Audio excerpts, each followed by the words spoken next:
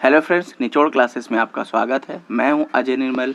आज मैं लेके आया हूं रीजनिंग सीरीज़ का 91 से लेके 100 तक के क्वेश्चंस, जहां पे हम डिस्कस करने वाले हैं बिहार शिक्षक भर्ती में आने वाले रीजनिंग के संभावित क्वेश्चंस को। ठीक है, तो देरी ना करते हुए चलिए शुरू करते हैं। ये क्वेश्चन बेहद ही इंपॉर्टेंट है, आपके जो एग्ज़ाम है उसमें आने की संभावनाएँ हैं। ठीक है, तो फर्स्ट क्वेश्चन है 91 से लेके 92 तक के लिए।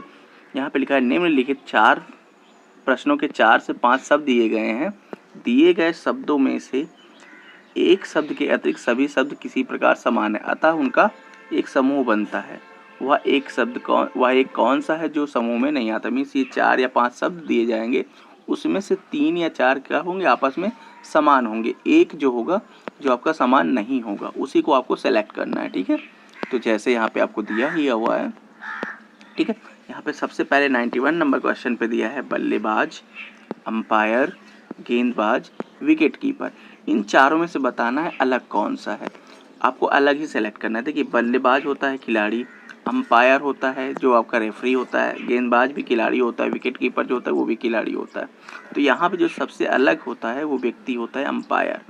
मीन्स बाकी जो बल्लेबाज हैं, आपके गेंदबाज हैं, विकेट कीपर, ये सारे क्या है, खिलाड़ी हैं। पर जो ये अंपायर होता है वो क्या होता है, रेफरी होता है। तो यही सबसे अलग हो जाएगा, तो अंपायर इसका करेक्ट आंसर हो जाएगा। ठीक है, नेक्स्ट क्वेश्चन है आपका 92 नंबर पे दिया है चाकू, कांटा, प्लेट, चम्मच।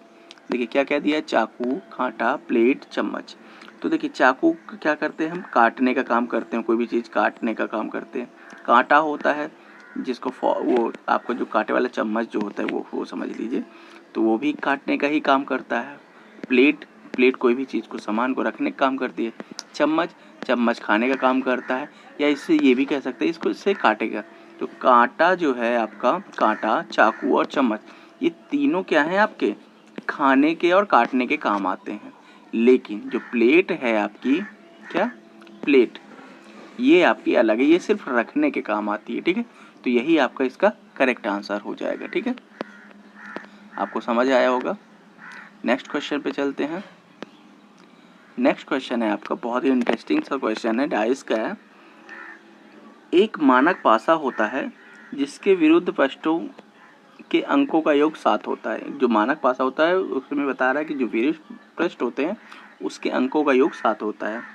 नीचे दी गई आकृतियों में से किसी आकृति का अगर मोड़ा जाए तो मानक पासा बन सकता है।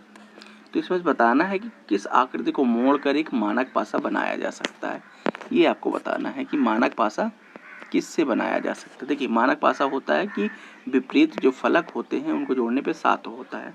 तो सबसे पहले हमें जानना है कि विपरीत फलक होते कौन से। देखिए, जो पहला फिगर है यहाँ पे, ये जो दो हमेशा जो है अल्टरनेट नंबर जो होते हैं वही एक दूसरे के क्या होते हैं, विपरीत फलक होते हैं। जैसे 2 का विपरीत क्या हो जाएगा, 5 हो जाएगा। इनको दोनों जोड़ेंगे तो 7 आ जाएगा।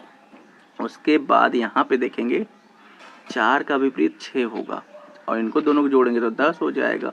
जैसे 10 हुआ तो ये ऑप्शन गलत हो जाएगा, क्योंकि जोड़ हमेशा क्या होना चाहिए, 7 होना चाहिए। फिर से यहाँ पे देखेंगे, यहाँ पे 1 का विपरीत कौन होगा, 6 होगा, दोनों को जोड़ेंगे तो 7 भी आ जाएगा। फिर यहाँ पे 2 का विपरीत कौन होगा, 5 होगा, तो यहाँ पे भी जोड़ेंगे तो 7 ही आ जाएगा। 3 का विपरीत क्या हो जाएगा, 3 का विपरीत 4 हो जाएगा, ये भी 7 हो जाएगी। मीन्स मानक पासा के हिसाब से एकदम करेक्ट आंसर है। बाकी दूसरे चाहे तो आप चेक कर सकते हैं। देखिए, यहाँ पे 1 6 और 1 है, 7 हो जाएगा। यहाँ पे 4 और 5 है, 7 नहीं होगा, तो ये भी नहीं हो जाएगा। उसके बाद है आपका पास 4 और 2 को देखेंगे तो यहाँ पे 6 होता है, ये भी नहीं है। 5 और 3 देखेंगे, ये भी नहीं है। तो मीन्स सिर्फ एक ही नंबर आपका सही है, जो है ऑप्शन नंबर बी, जो कि एक मानक पासा है। ठीक है, चलिए नेक्स्ट क्वेश्चन पे चलते हैं। नेक्स्ट क्वेश्चन है आपका 94 नंबर से 95 नंबर तक के लिए।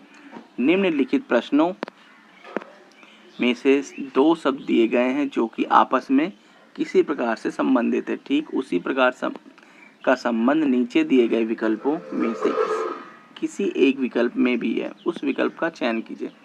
जैसे ये जहाज दिखा है, जहाज का संबंध लंगर से बताया है। किससे, जहाज का संबंध लंगर से बताया है। तो उसी पर जिस प्रकार जहाज का संबंध लंगर से है, तो उसी प्रकार किस शब्द का संबंध उसी के साथ वाले शब्द से है। तो पहले हम जान लेते हैं जहाज क्या है। जहाज वही होती है जो आपके पानी में चलती है। जहाज हवाई जहाज वाली बात नहीं कर रहे हैं यहाँ पे। ये है पानी वाली जहाज। उसमें होता है लंगर। लंगर होता है जो कांटेदार आपका जो लोहे का बना हुआ होता है, जो जहाज को रोकने का काम करता है या स्थिर रखने का काम करता है। तो यहाँ पे हमें अरे कौन सा ऐसा चीज़ है जो ऐसे इस प्रकार से संबंधित होते हैं कि टोपी पगड़ी कोई मतलब नहीं है।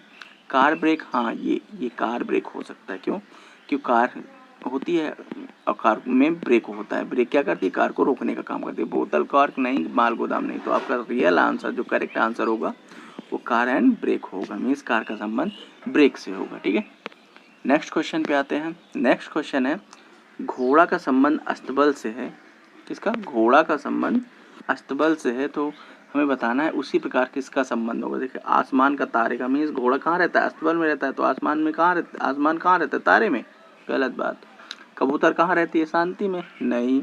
गाय कहाँ रहती है? बछड़े में। बिल्कुल नहीं। कार कहाँ रहती है? गैरेज में। ये एकदम सही आंसर है। मीन्स आपको उसी के अनुसार, जैसे उस क्वेश्चन की राइमिंग है पहले, जैसे आपको जो दिया है हिंट, उसी की राइमिंग के हिसाब से आपको चलना है। जैसे घोड़ा दिया है, घोड़ा रहता कहाँ है? अस्तबल में। क्योंकि अस्तबल दिया तो रहेगा ही ना। तो हमें ऐसा ही ढूंढना, रहता कहाँ है। जैसे आसमान रहता है तारे में, गलत बात है। कबूतर रहती है शांति में, बिल्कुल गलत बात है। गाय रहती है बछड़े में, बिल्कुल गलत बात है। कार रहती है गैरेज में, ये एकदम सही बात है। तो जहाँ सही बात होगी वो एकदम राइट आंसर हो जाएगा। तो ये डी नंबर आपका सही आंसर हो जाएगा। नेक्स्ट क्वेश्चन पे चलते हैं। नेक्स्ट क्वेश्चन है आपका, देखिए निम्नलिखित में से कौन सा आरेख पुस्तकों, उपन्यासों, कोशों के बीच सही संबंध को दर्शाता है। देखिए उपन्यास, कोशों और पुस्तकों के बीच में सही संबंध दर्शाता है। ठीक है, देखिए कोश और उपन्यास को देखते हैं। देखिए उपन्यास जो होते हैं वो तो पुस्तक तो होते ही हैं, और यहाँ पे कोश जो है अलग हो जाता है। कोश क्या है? अलग हो जाता है। मीन्स उपन्यास जो है पुस्तक के अंदर आ जाएगा पर कोश अलग हो जाएगा। तो ऑप्शन नंबर सी इसका राइट आंसर हो जाएगा। मीन्स पहले पुस्तक हो जाएगी, पुस्तक के अंदर उपन्यास हो जाएगी, और इधर साइड में आपका क्या हो जाएगा? कोश हो जाएगा, क्योंकि कोश का उपन्यास और पुस्तक से कोई संबंध नहीं है। ठीक है, नेक्स्ट क्वेश्चन पे चलते हैं। नेक्स्ट क्वेश्चन है आपका क्वेश्चन नंबर 97। ये किसका है? सादृश्यता का क्वेश्चन है। यहाँ पे देखिए 8 का संबंध 24 से दिया है। तो ऐसे बताना किस नंबर का संबंध किससे 32 से होगा। देखिए 8 त्रिज्या क्या होता है? 24 होता है। तो हमें ऐसा नंबर लेना है जिसमें त्रिज्या करने पे 32 हो जाए। और 5 3 15, 6 3 18, 8 3 24 और 10 3 30। मीन्स ऐसा कुछ नंबर नहीं। मीन्स हमारा जो ये लॉजिक है, ये लॉजिक तो गलत हो जाता है। तो हमें वापस चलना पड़ेगा, यहाँ से रिवर्स चलना पड़ेगा। मीन्स मल्टीप्लाई वाला साइन तो नहीं लग रहा है।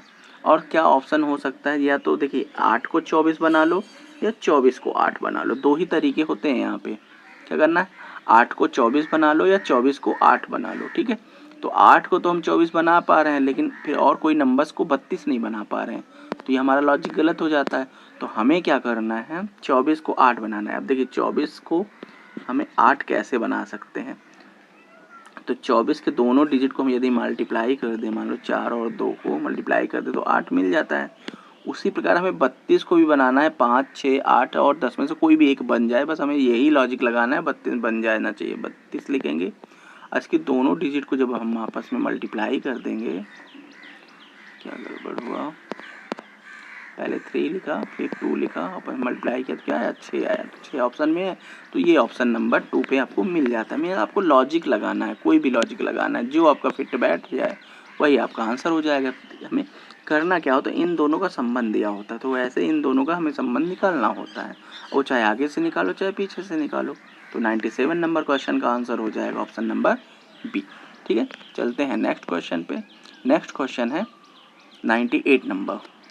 नीचे दिए गए आरेख में ऐसे राजनीतिक जो ग्रामीण स्नातक नहीं है उन्हें प्रदर्शित किया गया है। देखिए पहले तो ये स्नातक वाला सर्किल है, ये ग्रामीण जनता का सर्किल है, ये राजनीतिक का सर्किल है। ठीक है, तीनों के अलग अलग सर्किल हैं। जो दोनों में कॉमन होगा वो दोनों के लिए होगा, जो अलग अलग होंगे वो अलग अलग होंगे, और जो बीच में होगा सेंटर में वो तीनों के लिए हो जाएंगे। ठीक है, तो सबसे पहले यहाँ पूछा है ऐसे राजनीतिक, मतलब हमें राजनीतिक तो चाहिए। क्या चाहिए? राजनीतिक तो चाहिए जो ग्रामीण स्नातक नहीं है। मीन्स ना ही ग्रामीण हो और ना ही स्नातक हो। हमें ऐसे व्यक्ति चाहिए जो राजनीतिक हो पर ग्रामीण जनता ना हो, ना ही स्नातक हो। तो देखिए ये ग्रामीण जनता वाला सर्किल हो गया, ठीक है, और ये हो गया स्नातक वाला सर्किल। अब इन दोनों के अंदर जो भी हैं वो बिल्कुल राजनीतिक वाले में नहीं आएंगे, जो राजनीतिक और जो ग्रामीण स्नातक होंगे। तो बचता क्या है आपके पास ऑप्शन, ऑप्शन बचता है ओनली सी। क्या बचता है? ओनली सी। तो सी के द्वारा इसे प्रदर्शित किया जाएगा कि ऐसे राजनीतिक जो ग्रामीण स्नातक नहीं है। तो ऑप्शन नंबर सी इसका करेक्ट आंसर हो जाएगा, ठीक है। नेक्स्ट पे चलते हैं। नेक्स्ट है 99 नंबर क्वेश्चन, बेहद इंपॉर्टेंट क्वेश्चन है। यदि किसी सांकेतिक भाषा में मद्रास को 56 लिखा जाता है तो कलकत्ता को क्या लिखा जाएगा? देखिए जब ऐसा क्वेश्चन आए, कोई एक बड़ा सा लेटर दिया हुआ और उसमें से कुछ एक मतलब नंबर दिया हो, तो ऐसे ज़्यादा चांसेस होता है कि उसके सीक्वेंस नंबर को लिख के जोड़ा गया हो या मल्टीप्लाई किया गया हो। तो मद्रास लिखेंगे, जैसे क्या लिखा है, मद्रास आपके पास है, ठीक है, मद्रास है, इसके सीक्वेंस नंबर लिखेंगे और उसको ऐड कर देंगे। सिंपल सा क्या करेंगे, इसके सीक्वेंस नंबर लिखेंगे। जैसे 13 है, एम का 13 होता है, ए का 1 होता है, डी का 4 होता है, आर का 18 होता है और ए का 1 होता है और एस का 5, एस का 19 होता है। क्या होता है? 19। इन सबको जोड़ते हैं यदि हम, तो आता है हमारे पास 56। क्या आता है? 56। उसी प्रकार कैलकाटा क्या है, उसी प्रकार कैलकाटा को हम लिखेंगे और ऐड कर देंगे। जैसे हमारे पास कैलकाटा है, सी की वैल्यू हो जाती है 3 और ए की वैल्यू 1, एल की वैल्यू 12, ठीक है, और यू की वैल्यू हो जाती है, सॉरी फिर से सी आया, सी की वैल्यू हो जाएगी फिर से 3, फिर यू की वैल्यू हो जाती है आपके पास 21, फिर से आपके पास टी की वैल्यू 20, फिर से टी की वैल्यू 20 और फिर ए की वैल्यू क्या हो जाती है 1। इन सबको जब हम आपस में जोड़ते हैं तो मिल जाता है 1 1 2 2 2 2 2 5 5 6 7 8 9 10 11 11 मीन्स लास्ट में 1 आना चाहिए। 1 कहाँ पे है? सिर्फ ना 81 वाले में है। तो इस प्रकार से आप आसानी से जोड़ सकते हैं। हमारे जब ने जोड़ा तो इकाई अंक क्या आना चाहिए? 81 आना चाहिए। तो यही आपका रियल आंसर हो जाएगा। 99 क्वेश्चन का आंसर होगा 81। कितना मज़ेदार क्वेश्चन था ना। चलिए नेक्स्ट क्वेश्चन, ये लास्ट क्वेश्चन है हमारे। आज 100 क्वेश्चन कंप्लीट हो जाते हैं। इस प्रकार से इंपॉर्टेंट जो रीजनिंग के इंपॉर्टेंट क्वेश्चन है वो 100 क्वेश्चन हमने कंप्लीट कर लिए हैं। तो हमारी राह बहुत आसान सी अब लगने लगेगी यहाँ से। तो देखते हैं, लेकिन हाँ 100 नंबर क्वेश्चन है तो अच्छा भी है। यहाँ पे इंडिया शब्द का यूज भी आया हुआ है, तो हम इसको इम्पोर्टेंस के रूप में समझ सकते हैं। यदि देखिए, यदि किसी सांकेतिक भाषा में जापान को 901503 लिखा जाता है तो इंडिया को उसी भाषा में क्या लिखा जाएगा?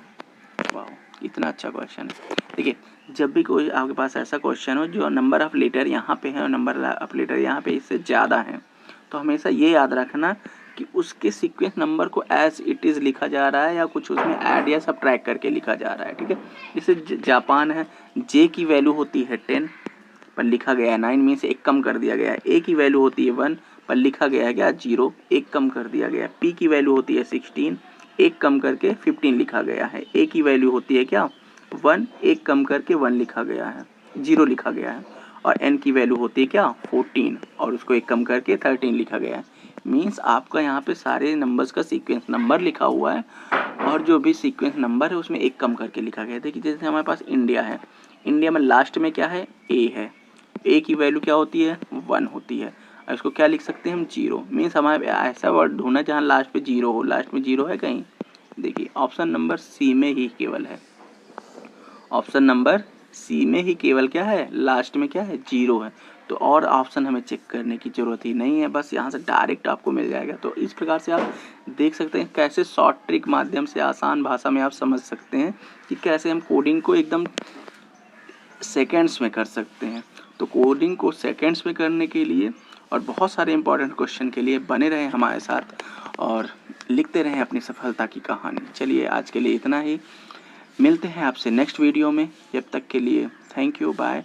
और हाँ, वीडियो को शेयर करना और चैनल को सब्सक्राइब करना ना भूलें, क्योंकि ये आपका अपना ही चैनल है।